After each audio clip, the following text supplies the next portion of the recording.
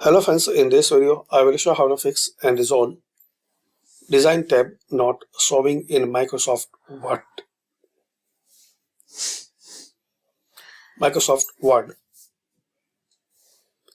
So follow these steps. Click on File, then Options,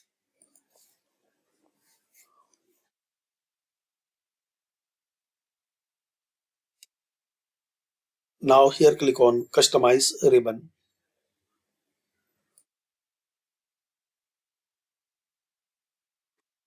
And make sure this design tab is selected.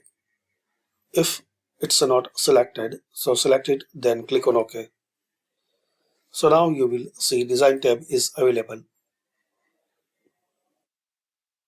So just you need to change this setting. File, Options,